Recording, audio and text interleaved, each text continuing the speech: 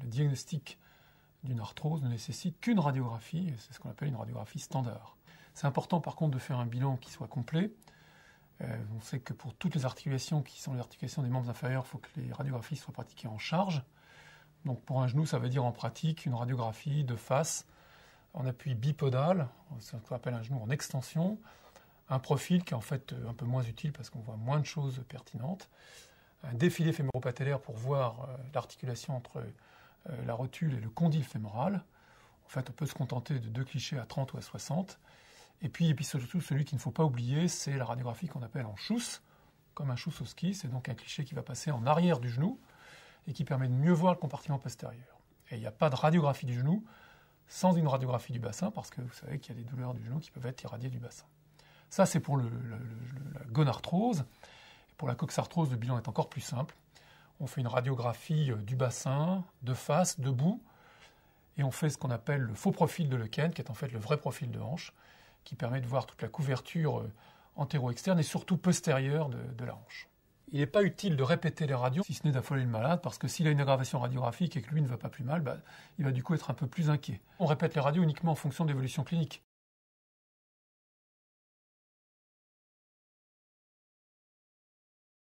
L'IRM, ça ne sert à rien quand on a une radiographie qui montre une arthrose avec un tableau clinique qui est concordant. Par contre, il y a 2 situations dans lesquelles l'examen complémentaire du type IRM peuvent être utiles. La première, c'est quand on est dans ce qu'on appelle une arthrose pré-radiographique. Car le gros avantage évidemment de l'IRM par rapport à la radio, c'est de voir pas seulement la structure osseuse, mais c'est de voir le cartilage, c'est de voir la membrane synoviale, c'est-à-dire finalement de voir toute l'articulation dans son ensemble. On peut, de temps en temps, sur une IRM qui peut être normale, être amené à pratiquer un arthrographie scanner, et on va repérer parfois ce qu'on appelle des petites lésions focales, c'est-à-dire très limitées dans le cartilage, qui reste encore, l'arthrose scanner, le meilleur examen pour les détecter. C'est une situation qui est relativement exceptionnelle.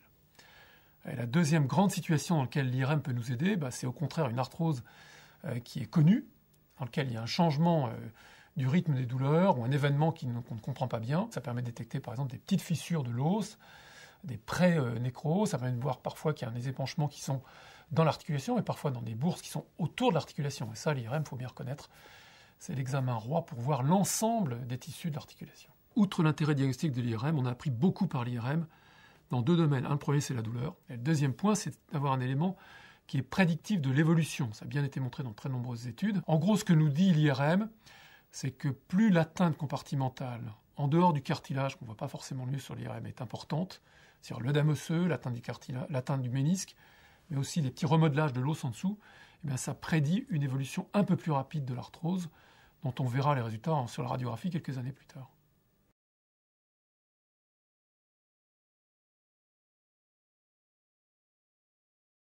Quand on a une poussée douloureuse sur une arthrose, l'échographie va pouvoir confirmer qu'effectivement, il y a un petit épanchement dans l'articulation.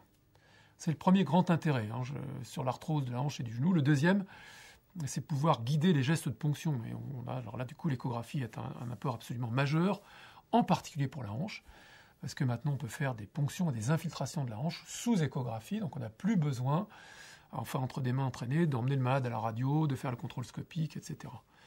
Donc l'échographie a un intérêt là aussi quasiment thérapeutique, c'est-à-dire de faire l'infiltration sous contrôle.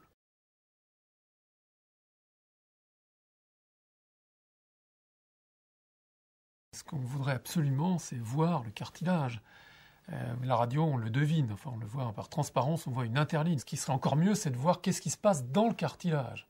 Alors c'est pas totalement du domaine du rêve, parce que maintenant on a des IRM qui sont de plus en plus sophistiqués, qui permettent de reconstruire le cartilage. Donc déjà, on a une idée quantitative du volume du cartilage, on peut même avoir une idée presque qualitative. Ça va être encore mieux, peut-être demain, avec ce qu'on appelle le l'IRM fonctionnel.